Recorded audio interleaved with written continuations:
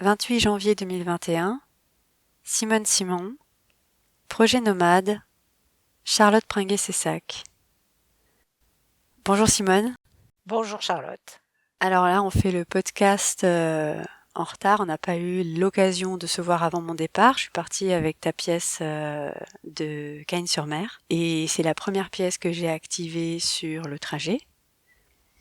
Donc là, je te propose une petite interview pour que tu me parles de cette proposition que tu as faite pour le projet Nomade. Est-ce que tu peux nous dire son titre et de quoi il s'agit? Voilà, alors j'ai choisi de présenter Ne regardez pas le renard passer, qui est un travail que j'ai fait avec 80 personnes à qui j'ai posé cette question. Quel est votre premier souvenir? Donc j'ai pensé qu'un voyage en voiture, où les personnes à qui on soumettrait cette question répondraient facilement parce qu'ils ne sont pas occupés, ils sont assis tranquillement dans la voiture, ils regardent passer le paysage. Et ils ont la liberté de réfléchir tranquillement. Ils n'ont rien d'autre à faire que réfléchir. Donc cette question est une question qui fait reculer dans la mémoire, qui demande une certaine réflexion, mais qui parle à tout le monde.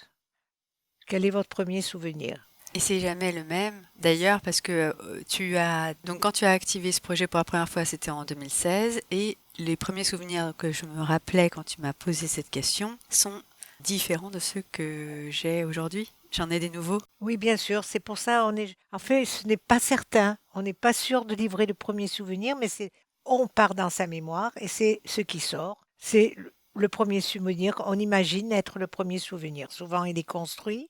Souvent, il fait référence à des choses qui ont été dites, à des photos qu'on a vues. Mais on peut avoir aussi plusieurs premiers souvenirs parce qu'au fur et à mesure où on recule dans la mémoire, on recule aussi dans les années.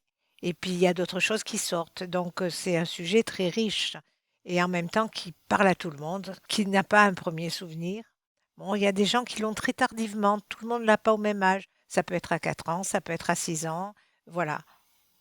Et ça parle à tout le monde, quel que soit l'âge. Et peut-être plus on est vieux, plus les premiers souvenirs reviennent aussi. Voilà. Du coup, c'est quand même un projet qui génère une interaction immédiate avec l'autre. Bien sûr. Et cet autre, c'est un petit peu ta matière première dans tous tes projets au final. Est-ce que tu peux nous en parler, nous citer par exemple un projet en particulier où il y a vraiment ce rapport à l'autre, l'importance de ce qu'il vit, etc., le rapport social que tu mets dans ton travail. Oui, quels que soient mes projets, je fais toujours référence à l'humain, aux rencontres.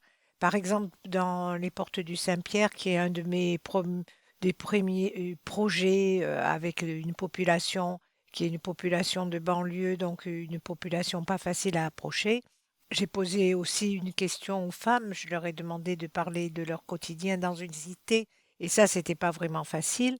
Par contre, mon dernier projet, qui a fait l'objet d'un livre qui est nu, j'ai approché des femmes et je leur ai demandé de poser nues chez elles, dans leur intérieur. C'est aussi une approche des femmes de tout âge. Donc c'est aussi je rentre dans l'intimité des personnes. En fait, elles me livrent souvent des choses dont elles n'ont jamais parlé non plus. C'est ça qui est intéressant. Voilà. Donc il y a toujours une interaction avec le vivant, avec l'humain, quelle que soit leur situation, quelle que soit leur vie. Voilà, c'est ce qui m'intéresse. Et là, la question pour nu, c'était quoi? La question pour nous, c'était quels sont les rapports que vous entretenez avec votre corps. Voilà. Et le corps dans la société. Pour chaque personne, c'est un peu différent, mais quand même, l'ensemble des réponses met en jeu la société et de quelle manière la femme est traitée dans la société. Et les rapports avec le corps, c'est très délicat puisque pour beaucoup, c'est le paraître qui est difficile parce que les dictats de la mode, des journaux, de tout, c'est un dictat qui correspond pas forcément à la vie des femmes parce que il y a trop de choses imposées par la société.